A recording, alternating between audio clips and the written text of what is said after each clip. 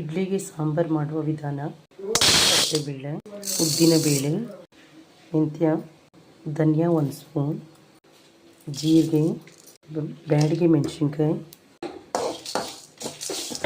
Fry ಮಾಡ್ಕೊಳ್ಳಿ. Fry ಮಾಡಿ ಪಕ್ಕಕ್ಕೆ ಇಟ್ಕೊಂಡು ಇದು ಆರೋಷ್ಟರಲ್ಲಿ 1.5 ಸೌಟಷ್ಟು ತೊಗರಿಬೇಳೆ ತೊಗೊಂಡು ವಾಶ್ ಮಾಡಿ ಈರುಳ್ಳಿ, ಟೊಮೊಟೊ, ಹಸಿಮೆಣಸಿನ್ಕಾಯಿ ಹಾಕಬೇಕು.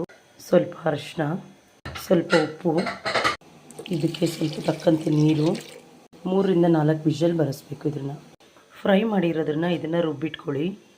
ಬೇಳೆ ಬೆಂದಿದ ನಂತರ ಸ್ವಲ್ಪ ಆರಿಸಿ ಇದನ್ನು ರುಬ್ಬಿಕೊಳ್ಳುವುದು. ಹುಣಸೆಹಣ್ಣು 2 ಸ್ಪೂನ್, ಖಾರದ ಪುಡಿ,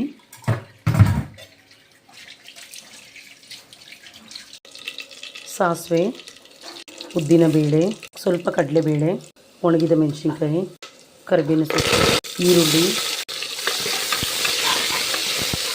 ಟೊಮೊಟೊ, ರುಬ್ಬಿರುವ ಮಸಾಲೆಯನ್ನು ಇದಕ್ಕೆ ಸೇರಿಸುವುದು. ಅದಕ್ಕೆ ತಕ್ಕಂತೆ ನೀರನ್ನು ಹಾಕುವುದು. ರುಬ್ಬಿರೋ ಪುಡಿಯನ್ನು ಇದಕ್ಕೆ ಸೇರಿಸುವುದು. ಸ್ವಲ್ಪ ಇದಕ್ಕೆ ಬೆಲ್ಲ ಸೇರಿಸುವುದು. ಇದೇ ಥರ ಇಡ್ಲಿಗೆ ಸಾಂಬಾರು ಈಸಿಯಾಗಿ ಮಾಡ್ಕೊಬೋದು. ತುಂಬ ರುಚಿಯಾಗಿರುತ್ತದೆ. ಒಮ್ಮೆ ಮಾಡಿ ನೋಡಿ.